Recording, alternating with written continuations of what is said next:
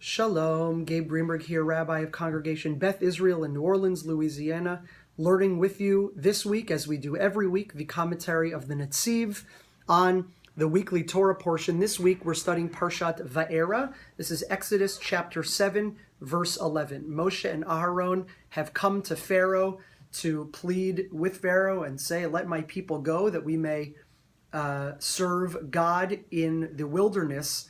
And in order to convince Pharaoh that they mean business, God instructs Moshe and Aharon to take a staff, to throw the staff on the ground, and it will turn into a tanin, a snake or a lizard of some sort, and they do so.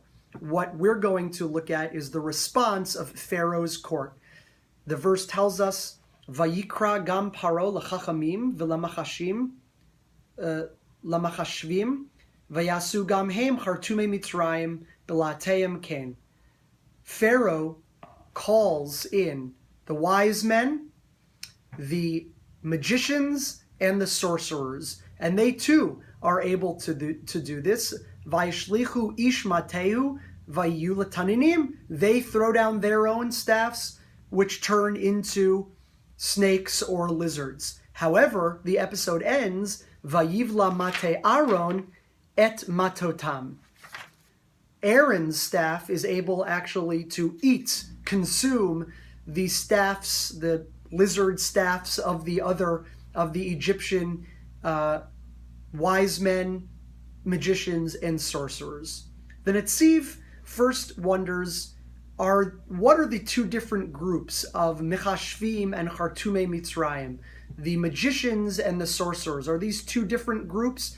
Grammatically, it's a little odd, the phrase in Hebrew, Vayasu gam hem, that this other group was able to do this as well.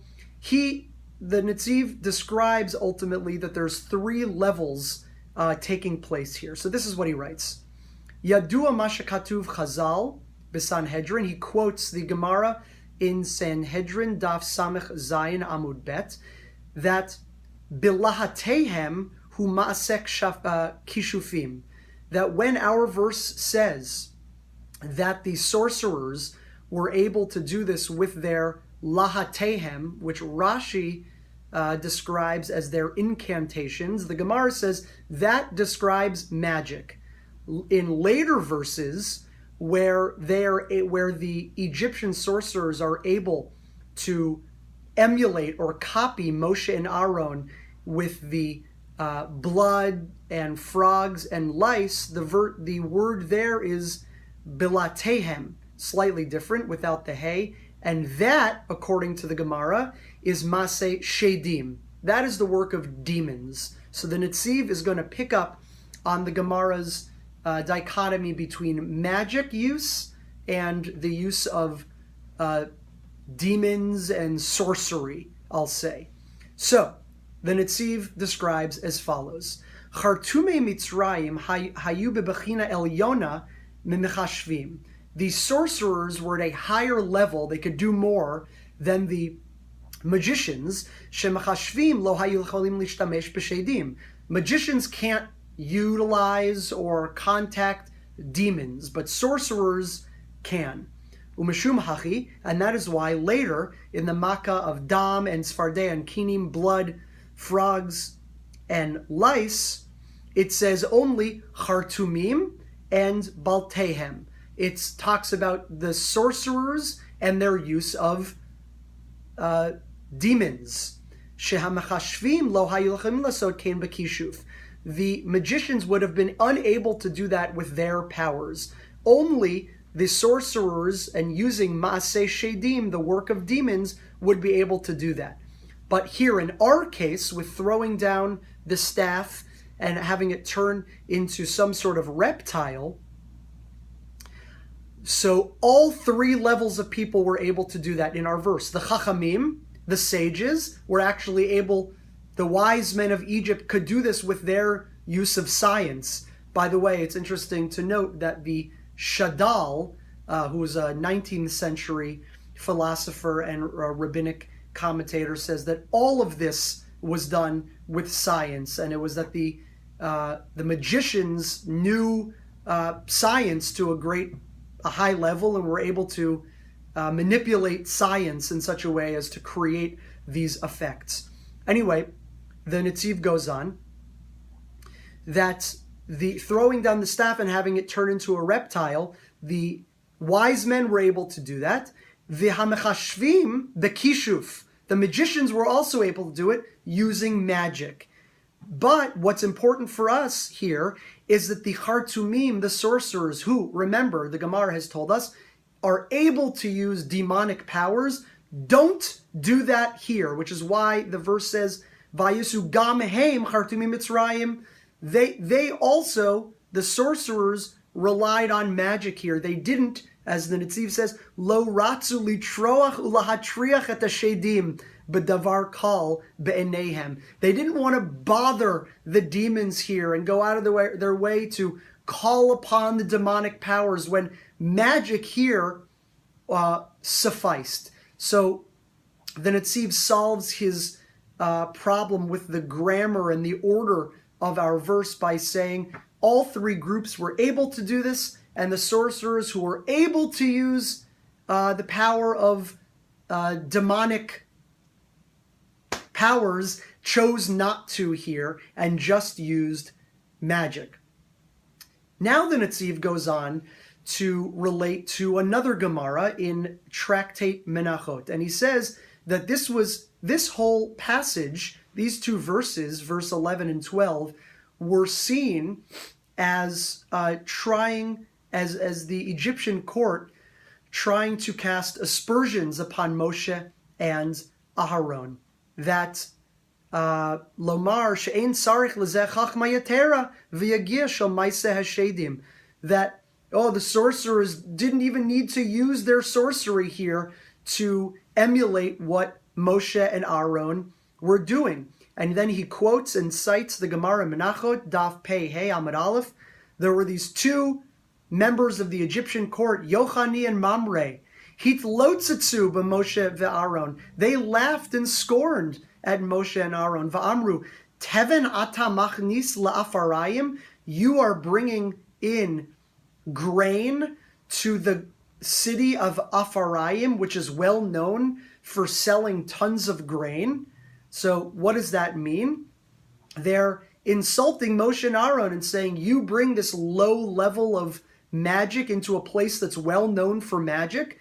This refers to the fact that, at least in the rabbinic mindset, Egypt was well known for its magic. So here Moshe and Aharon are bringing this low level magic game into Egypt. It's like bringing grain into Afarayim, which no one would do that had something good to sell.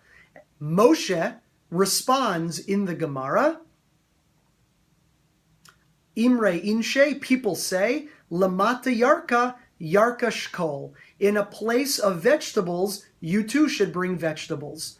Now, Rashi there says, what does this mean? Le'ir shagadal sham yerek harbe, in a place that grows a lot of vegetables, have yerek shalcha limkor lefi shemitkabtzin sham hakol liknot. That Moshe says it's actually just the opposite of what you're saying. In a place where it's well known that vegetables are grown, a lot of people will come to buy vegetables. That is why I, as it were, brought vegetables here. What is that saying? Rashi seems to be interpreting Moshe's response as the reason we're bringing a proof that God is serious and our proof is magic.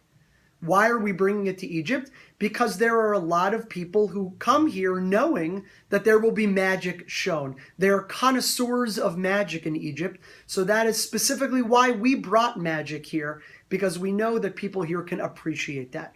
The Netziv does not like Rashi's interpretation. He says, Perish Rashi Dachuk, it's forced. So the Netziv offers his own interpretation. Kavanah amitit, here's really what it means, the Gemara. De teven, ein bam hevdel bein teven tov l'ra.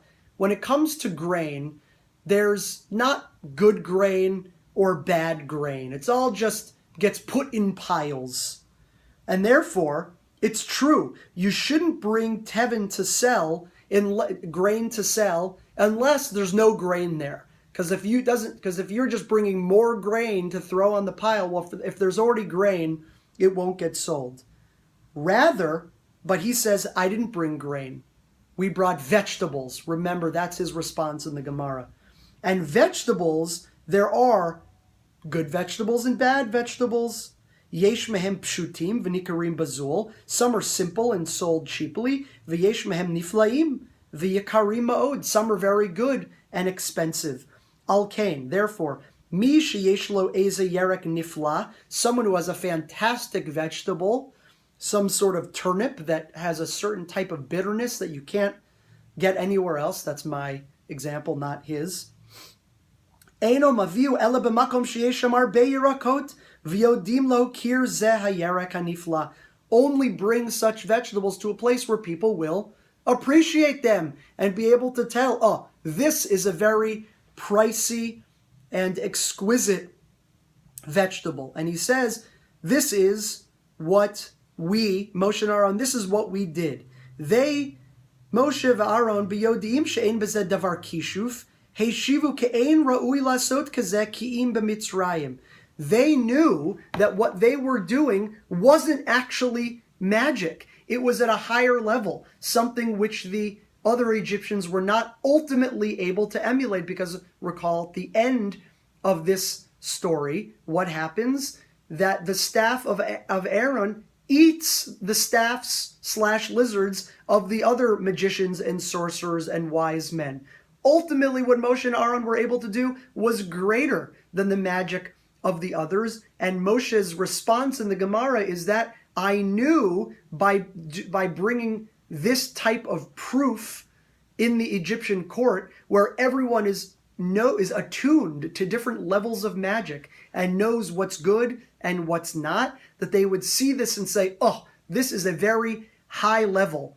Pu'ulatam shehi nisgevet memasei akishuf. This was very fine and high level. It was higher than regular magic, and he knew the Egyptians should be able to appreciate that and realize what God is able to do. However, it doesn't work out like that. Vayechazak lev paro v'lo shama alehem. The heart of Pharaoh is hardened, and he doesn't listen. He doesn't really appreciate what's going on in front of him. So a very interesting insight into how the Netziv understands magic. He thinks it's quite real, and there's different levels of it, but it helps explain and understands the strategy of Moshe and Aharon in the face of the scorning rebuke here in the Gemara in Menachot. Have a great week. We will see you next week. Shabbat Shalom.